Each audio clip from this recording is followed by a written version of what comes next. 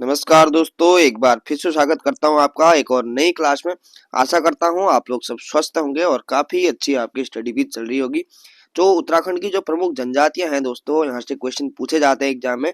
तो important chapter यहाँ पे हो जाता है उत्तराखंड के एग्जाम के लिए। तो देखते हैं यहाँ पे इस वीडियो में थारू जनजाति को हम कवर करेंगे दोस्तों। कुछ यहाँ पे इंपॉर्टेंट फैक्ट दिए गए हैं, इनको हम पहले देख लेते हैं। ठीक है, कई बार यहाँ से भी क्वेश्चन बन जाते हैं। तो कुमाऊं व उत्तराखंड जमींदारी उन्मूलन एक्ट जो है, कूजा इसको कहा जाता है, तो 1960 में पारित होता है। ठीक है, कब होता है? 1960 में। उत्तर प्रदेश जमींदारी विनाश एवं भूमि व्यवस्था अधिनियम 1950 ईस्वी में पारित हुआ। कब पारित हुआ? 1950 में। उसके बाद दोस्तों इस अधिनियम को 2021 में जो है संशोधित किया गया, और जिसके तहत राज्य सरकार ने महिलाओं को पैतृक संपत्ति में खातेदार बनाने का अधिकार प्रदान किया। यानी कि यहाँ पे जो भी पितरों की जो संपत्ति है उसमें महिलाओं का भी बराबर का हिस्सा रहेगा। आगे है, उत्तर प्रदेश सरकार ने 1956 ईस्वी में कोल्टा जांच समिति का गठन किया, जिसके अध्यक्ष बलदेव सिंह आर्य बने थे दोस्तों। बलदेव सिंह आर्य। ठीक है, कोल्टा जांच समिति 1956। आगे है, 1965 में केंद्र सरकार ने जनजातियों की पहचान के लिए लोकर समिति का गठन किया। तो कई बार ये क्वेश्चन भी बना है एग्जाम में कि यहाँ पे केंद्र सरकार ने जनजातियों की पहचान के लिए कौन सी समिति का गठन किया? तो लोकर समिति। और कब? 1965 में। ठीक है, याद रखना है। आगे है, लोकर समिति की सिफारिश पर 1967 ईस्वी में उत्तराखंड की 5 जनजातियों को अनुसूचित जनजातियों का दर्जा प्रदान किया गया। कब किया गया दोस्तों? लोकर समिति के अनुसार 1967 में। ठीक है, आगे है, भारत सरकार ने राज्य की 2 जनजातियों राजी व बोक्सा को आदिम जनजाति का दर्जा दिया है। कई बार एग्जाम में ऐसे भी क्वेश्चन पूछा जा सकता है कि यहाँ पे राज्य में दो जनजाति कौन सी हैं जिनको आदिम जनजाति का दर्जा दिया गया है? तो राजी और बोक्सा, यहाँ पे 2 ऐसी जनजाति हैं, ध्यान रखना है दोस्तों। आगे है, उत्तराखंड की 5 जनजातियां हैं। एक है थारू, दूसरी है जौनसारी, तीसरी भोटिया, चौथी बोक्सा और 5वीं राजी। ठीक है, राज्य में सर्वाधिक आबादी दोस्तों थारू की है, और सबसे कम जनजाति यहाँ पे संख्या है जिसकी, वह राजी जनजाति। ठीक है, सबसे अधिक थारू की जनसंख्या है और सबसे कम राजी जनजाति की, यह भी ध्यान रखना है। आगे है, राज्य की विधानसभा में एसटी यानी कि अनुसूचित जनजाति के लिए 2 सीटें आरक्षित हैं, जो कि एक नानकमत्ता उधम सिंह नगर की है और दूसरी चक्राता देहरादून। ठीक है, तो ये भी यहाँ पे पॉइंट ध्यान रखने वाला है कि एसटी के लिए यहाँ पे कौन सी सीटें आरक्षित हैं। तो यहाँ पे चक्राता देहरादून और नानकमत्ता उधम सिंह नगर। आगे है, सर्वाधिक अनुसूचित जनजाति की आबादी उधम सिंह नगर में निवास करती है। इसके बाद क्रमशः देहरादून व पिथौरागढ़ आदि जिलों में निवास करती है दोस्तों। सर्वाधिक जनजाति यहाँ पे उधम सिंह नगर में निवास करती है, तो इम्पोर्टेंट यहाँ पे फैक्ट हो जाता है। आगे, न्यूनतम अनुसूचित जनजाति की आबादी जो है वो रुद्रप्रयाग में है दोस्तों, 386 यहाँ पे। एवं इसके बाद टिहरी जनपद में निवास करती है, यानी कि सबसे कम अनुसूचित जनजाति रुद्रप्रयाग और उसके बाद क्रमशः टिहरी। आगे, प्रतिशत की दृष्टि से सबसे कम अनुसूचित जनजाति आबादी टिहरी है, उसके बाद अल्मोड़ा व पौड़ी है। ठीक है, तो ये भी यहाँ पे पॉइंट ध्यान रखने वाले हैं कि प्रतिशत के हिसाब से अगर देखा जाए तो टिहरी में है, और वैसे अगर देखा जाए तो यहाँ पे रुद्रप्रयाग राइट आंसर होगा। आगे, सर्वाधिक शिक्षित एसटी आबादी रुद्रप्रयाग में व सबसे कम शिक्षित एसटी आबादी जो है वह हरिद्वार में पाई जाती है, हरिद्वार में। आगे, जनगणना 2011 के अनुसार कुल एसटी आबादी 2,91,903 है। ठीक है, 2,91,903 कुल आबादी का यहाँ पे 2.9% हो जाएगा। कुल आबादी का कितना है दोस्तों? 2.9। ठीक है, अब यहाँ से आप रिलेट कर सकते हैं ये 2 और 9 को। ठीक है, तो 2.9 आपका यहाँ पे आंसर हो जाएगा। तो ऐसे ही रिलेट करके अगर पढ़ेंगे तो चीजें ध्यान में रहती हैं दोस्तों। ठीक है, 2,91,903। ठीक है, आगे है, आबादी की दृष्टि से 2011 की जनगणना के अनुसार जनजातियों का घटता क्रम दोस्तों, पहले थारू है, सबसे अधिक थारू, उसके बाद जौनसारी, उसके बाद बोक्सा, फिर भोटिया, फिर राजी। ठीक है, तो ऐसी क्रम भी आपको याद होना चाहिए। आगे है, राज्य की राठी जनजाति पौड़ी जिले के पर्वतीय भागों में निवास करती है। जो राठी जनजाति है, इनके विकास के लिए राठ विकास अभिकरण का गठन भी किया गया है। राठ विकास अभिकरण का। आगे है दिसंबर 2016 में पौड़ी का राठ जो है दोस्तों, टिहरी का गंगाड़ और चमोली का पैनखंडा क्षेत्र को ओबीसी या फिर अन्य पिछड़ा वर्ग जिसको कहा जाता है ओबीसी में उसको शामिल किया गया है। ठीक है, इन क्षेत्रों को 2016 दिसंबर में। अब देखेंगे दोस्तों यहाँ पे थारू जनजाति के बारे में। इंपोर्टेंट जनजाति है, सबसे अधिक जनसंख्या वाली जनजाति है उत्तराखंड की। तो यहाँ पे पॉइंट देखते हैं। तो उत्तराखंड में कुमाऊं क्षेत्र की सर्वाधिक आबादी जो है वो थारू है। यह जनजाति उधम सिंह नगर के खटीमा, किच्छा, नानकमत्ता, सितारगंज के 141 गांवों में निवास करती है दोस्तों। 141 गांवों में 90% थारुओं की आबादी जो है वह उधम सिंह नगर में रहती है। तो इम्पोर्टेंट यहाँ पे ये भी फैक्ट हो जाता है। आगे थारू जनजाति राज्य के तराई व भाबर क्षेत्रों में निवास करती है। ठीक है, थारू जनजाति राज्य के तराई भाबर क्षेत्रों में, तो यूएस नगर में यहाँ पे तराई क्षेत्र ही ज्यादा है, तो यूएस नगर में यह निवास करती है। थारू जनजाति राज्य के अलावा उत्तर प्रदेश, बिहार, नेपाल आदि में भी निवास करती है।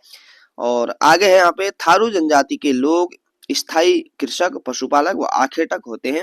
आखेटक का मतलब यहाँ पे है शिकार करने से। ठीक है, तो स्थायी कृषक होते हैं, पशुपालक भी होते हैं और आखेटक भी होते हैं। स्थायी का मतलब यह है कि एक जगह पे निवास करते हैं। आगे देखेंगे थारुओं की विशेषता देखते हैं दोस्तों। तो कई बार ऐसे विशेषता से भी पूछ लिया जाता है क्वेश्चन। तो थारुओं को किरात वंशी माना जाता है, जो अपने आप को महाराणा प्रताप का वंशज मानते हैं। किसका वंशज मानते हैं? महाराणा प्रताप का।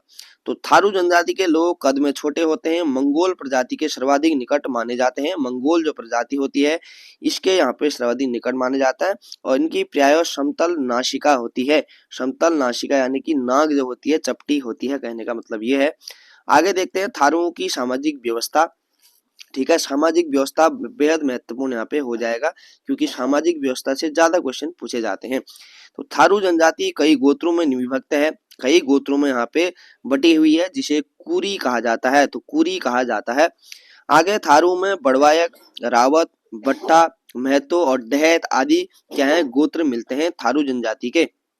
आप क्वेश्चन पूछा जा सकता है एग्जाम में कि महतो कौन सी जनजाति की यहाँ पे गोत्र है? तो थारू। और यहाँ पे पांचों के पांचों यहाँ नाम आपको याद रखने हैं दोस्तों, बड़वायक, रावत, भट्टा, महतो और डहैत। ठीक है, आगे थारू जनजाति में बड़वायक गोत्र को उच्च माना जाता है। बड़वायक गोत्र जो होता है इसको उच्च माना जाता है।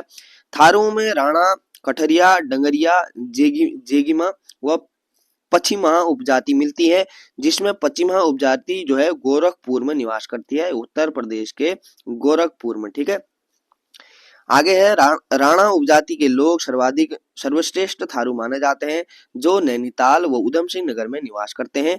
राणा, ठीक है, राणा क्या है यहाँ पे थारू जनजाति की उपजाति है और सर्वश्रेष्ठ थारू इनको कहा जाता है। नैनीताल और उधम सिंह नगर में यह निवास करती है। आगे कठरिया उपजाति उत्तर प्रदेश व नेपाल सीमा में निवास करती है।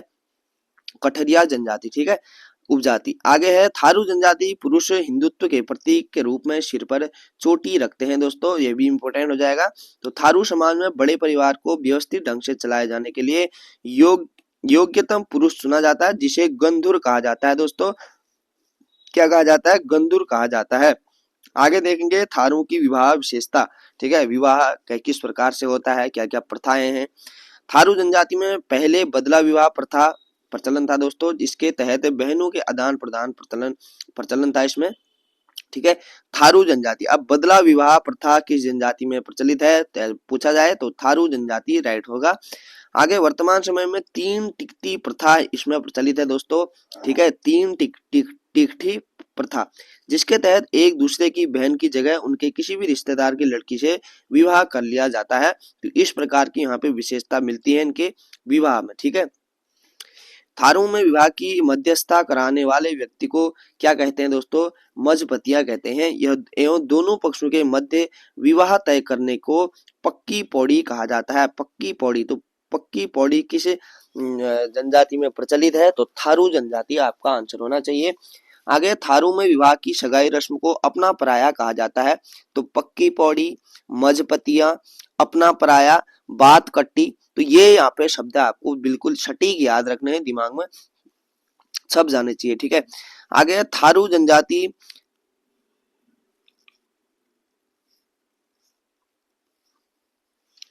तिथि तय करने वाली रस्म को बात कट्टी कहा जाता है। और यहाँ पे जब सगाई होती है तो अपना पराया कहा जाता है, और जब बात पक्की हो जाती है तो बात कट्टी कहते हैं दोस्तों। तिथि तय होने का मतलब यही है कि बात पक्की हो जाना, तो बात पक्की और बात कट्टी आपको ऐसे याद रखना है। आगे थारू जनजाति के लोगों का विवाह प्रायः माघ व फुलोरा दूज में होता है। माघ व फुलोरा दूज। विवाह के बाद जब लड़की स्थायी रूप से लड़के के घर आती है तो इस रस्म को चाला कहा जाता है दोस्तों। अब ये चाला भी याद रखना है। लड़की विवाह के 2 या 3 महीने के बाद चैत्र या बैसाख महीने में लड़के के घर आती है। ठीक है, आगे है थारू में विधवा विवाह का प्रचलन है, जिसके अवसर पर लड़की का पिता अपनी बिरादरी को भोज देता है, जिसे लठ भरवा भोज कहा जाता है। तो ये कई बार एग्जाम में पूछा जाता है कि लठ भरवा भोज प्रथा किस जनजाति में प्रचलित है, तो थारू जनजाति में प्रचलित है दोस्तों। विधवा विवाह में थारू में चुटकटा तथा उठान विवाह प्रचलित है। चुटकटा या फिर उठान विवाह किस जनजाति में प्रचलित है, तो थारू जनजाति में यह प्रचलित हो जाएगा। आगे थारू की महिलाओं को तलाक देने का अधिकार है, जिसे उरारी कहा जाता है दोस्तों। उरारी, तो उरारी क्या है, थारू जनजाति में महिलाओं को तलाक देने का जो अधिकार है उसे यहाँ पे उरारी कहा जाता है, याद रखना है दोस्तों। अब देखेंगे यहाँ पे थारू की वेशभूषा या फिर भोजन किस प्रकार का करते हैं, कैसी वेशभूषा यह रखते हैं। तो थारू जनजाति के पुरुषों का परंपरागत वस्त्र जो है दोस्तों लंगोटी है। ठीक है, लंगोट पहनते हैं। तो थारू जनजाति का मुख्य भोजन जो है चावल व मछली है। ठीक है, चावल व मछली। आगे तंबाकू एवं मदिरा इनका मुख्य पेय है। तंबाकू पीते हैं, मदिरा सेवन भी करते हैं। तो थारू जनजाति चावल से स्वयं निर्मित मदिरा को जाड़ कहते हैं दोस्तों। स्वयं निर्मित करती है मदिरा। ठीक है, चावल से स्वयं निर्मित करती है मदिरा को, और इसको जाड़ कहा जाता है, ये भी ध्यान रखना है। आगे थारू में कई परिवारों में पुरुषों को भोजनालय में जाने का अधिकार नहीं है। थारू लोग वनों में आखेट भी करते हैं, जिसे खाबर कहा जाता है। तो अभी हमने देखा था ना, आखेटक भी है, कृषि भी करते हैं, पशुपालन भी करते हैं। जो आखेट करते हैं दोस्तों, शिकार करते हैं, उसको खाबर कहा जाता है, ये भी ध्यान रखना है। अब देखेंगे यहाँ पे थारू की धार्मिक परंपरा। तो धार्मिक परंपरा कैसी है, क्या है, वह देखते हैं। थारू जनजाति में दोस्तों पितृवंशीय एवं पितृस्थानीय पारिवारिक परंपरा देखने को मिलती है, एवं समाज मात्र सत्तात्मक भी होता है, क्योंकि थारुओं के समाज में महिलाओं का स्थान पुरुष की अपेक्षा उच्च है दोस्तों। ये पॉइंट यहाँ पे महत्वपूर्ण हो जाएगा। ठीक है, आगे है थारू जनजाति के लोग प्रतिवर्ष 4 तरह की पूजा करते हैं दोस्तों। थारू जनजाति लोग धान की बुआई के बाद हरिया पूजा करते हैं, और नवरात्रि में दशहरा पूजा भी करते हैं। थारू जनजाति लोग हिंदू धर्म को मानते हैं दोस्तों। ठीक है, थारू जनजाति के लोग इष्ट देव खड़गाभूत एवं पछावन इनके क्या है दोस्तों, महत्वपूर्ण यहाँ पे इष्ट है, जिनको पूछते हैं दोस्तों। खड़गाभूत और पछावन यहाँ पे किस जनजाति के प्रमुख देवता हैं, अगर पूछा जाता है तो थारू जनजाति के है, यह देवता है। आगे थारू जनजाति के लोग छोटी माता या चेचक की बीमारी दूर करने के लिए शीतला देवी की पूजा करते हैं। शीतला देवी की, ठीक है, स्पेशली यहाँ पे छोटी माता या चेचक की बीमारी के लिए शीतला देवी की पूजा करते हैं। पशुओं की रक्षा के लिए जो है दोस्तों ढोर चांदी देवी की पूजा और नगरियाई देवी की पूजा यह करते हैं, पशुओं की रक्षा के लिए। ठीक है, ढोर चांदी देवी और नगरियाई देवी की पूजा की जाती है। थारू में फसल रक्षा की देवी जो है वो है जगमथिया देवी, इनकी क्या है, फसल रक्षा की देवी है। थारू जनजाति में शिकार देवी के रूप में बाघेश्वरी देवी की पूजा की जाती है। शिकार देवी के रूप में बाघेश्वरी देवी की। थारू जनजाति के लोग जो है दोस्तों काली, भूमिया, कोरोदेव देवी देवताओं की भी पूजा करते हैं। लेकिन अगर प्रमुख देवता, वैसे इतना तो नहीं पूछा जाता, लेकिन प्रमुख जो देवता है उनको पूछा जाता है, यानी कि जिनको यह पूछते हैं, जैसे अभी खड़गाभूत हमने देखा ऊपर दोस्तों, तो उनको याद रखना है। भूमिया देवता या बड़ा बाबा का चबूतरा प्रत्येक थारुओं के घर के सामने होता है, जिसे नारियल, मुर्गा एवं सुअर आदि चढ़ाते हैं दोस्तों। तो ये पॉइंट भी यहाँ पे याद रखना है, ये भी इंपॉर्टेंट हो जाएगा। आगे देखेंगे थारू जनजाति के त्योहार, यह भी महत्वपूर्ण है, इनसे भी क्वेश्चन पूछा जाता है। तो थारू जनजाति का प्रमुख त्योहार जो है वो बैसाख या ज्येष्ठ महीने में मनाया जाता है। वो त्योहार है यहाँ पे बजहर। ठीक है, बजहर बैसाख और ज्येष्ठ के महीने में मनाया जाता है। थारू लोग दीपावली को शोक पर्व के रूप में मनाते हैं। तो कई बार दोस्तों क्वेश्चन पूछा जाता है, पर मैंने इंटरनेट अभी तक बंद नहीं किया था दोस्तों, कर लेता हूं मैं यहाँ पे।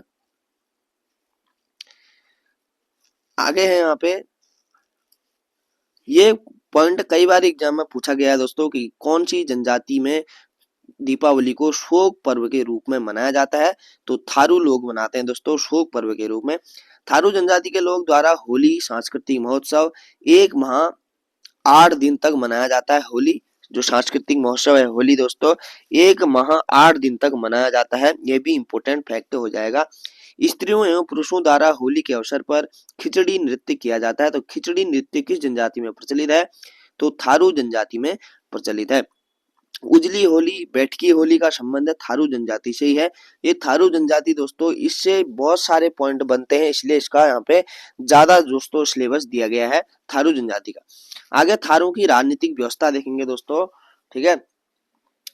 थारू की राजनीतिक व्यवस्था, तो राजनीतिक व्यवस्था में देखें तो थारू की बिरादरी पंचायत में 4 प्रकार के अधिकारी होते हैं इनकी पंचायत में, ठीक है। मुख्य जो होता है उसको चौधरी कहा जाता है या फिर महतो भी उसको कहा जाता है, ठीक है, महतो या फिर चौधरी, जिसकी सहायता के लिए बड़धेर भले मानस चौकीदार आदि होते हैं। पंचायत के अधिकारी दोस्तों चौधरी बड़धेर भले मानस चौकीदार, ये 4 जो हैं पंचायत के अधिकारी होते हैं। पंचायत जब बैठक होती है तो तब यहाँ पे अधिकारी मौजूद होते हैं।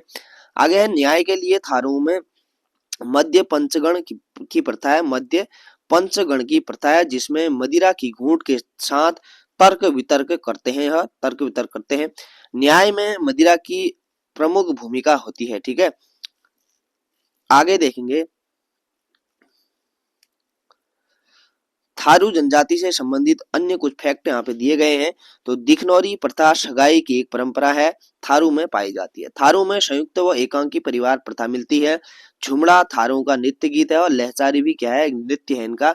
नृत्य गीत झुमड़ा है और नृत्य यहाँ पे लहचारी नृत्य है। तो ये भी इंपोर्टेंट फैक्ट यहाँ पे हो जाएगा। आगे है भरड़ा थारू लोग ओझा या तांत्रिक के लिए करते हैं भरड़ा, ठीक है। क्या करते हैं? तांत्रिक के लिए यहाँ पे भरड़ा या ओझा। आगे है थारू लोग तलाक के लिए उरारी शब्द का प्रयोग करते हैं, अभी ऊपर भी हमने देखा था।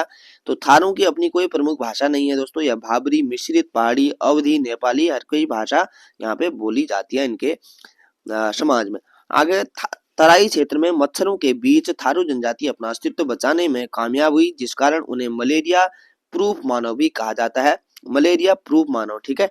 स्थानीय बोली में अब ये पॉइंट भी बन सकता है, कौन सी जनजाति है जिसे मलेरिया प्रूफ मानव भी कहा जाता है? तो थारू जनजाति है। स्थानीय बोली में थारू परिवार को संघ नाम से जाना जाता है, ठीक है, संघ नाम से जाना जाता है। और बग्गी या फिर बग्गा खेल का संबंध जो है थारू जनजाति से है, बग्गी या फिर बग्गा, ठीक है, खेल है या थारू जनजाति के प्रमुख खेल है। उजली या फिर अनेरी होली का संबंध भी थारू जनजाति से है, ठीक है। उजली या अनेरी होली का संबंध किससे है? थारू जनजाति से। ये भी वेरी वेरी इंपॉर्टेंट यहाँ पे फैक्ट हो जाएगा, एग्जाम के पॉइंट ऑफ व्यू से पूछा जा सकता है कि उजली या अनेरी होली किस जनजाति में प्रचलित है? तो थारू जनजाति में यह प्रचलित है। तो आज की जो क्लास थी दोस्तों, इसमें हमने थारू जनजाति के बारे में देखा। नेक्स्ट क्लास में हम देखेंगे जौनसारी जनजाति, ठीक है, जौनसारी जनजाति को कवर करेंगे। तो अगर क्लास हेल्पफुल लगी दोस्तों तो वीडियो को लाइक कमेंट जरूर से किया करें दोस्तों, उस चीज से मुझे यहाँ पे एक मोटिवेशन मिलता है, ठीक है, कि मुझे ऐसा लगता है कि किसी ने मेरी वीडियो, स्टूडेंट जो है वो मेरी वीडियो को लास्ट तक देख रहे हैं, उनको कुछ नॉलेज मिल रहा है, इसलिए वो यहाँ पे पूरी क्लास अटेंड कर रहे हैं, ठीक है। इसलिए मैं लास्ट में ही यहाँ पे कहता हूँ कि आप कमेंट और लाइक जरूर से किया करें, क्योंकि मुझे पता चलता है कि किसने किसने यहाँ पे क्लास पूरी अटेंड की है, ठीक है दोस्तों। तो मिलते हैं नेक्स्ट वीडियो में, तब तक के लिए अपना ध्यान रखें दोस्तों, धन्यवाद।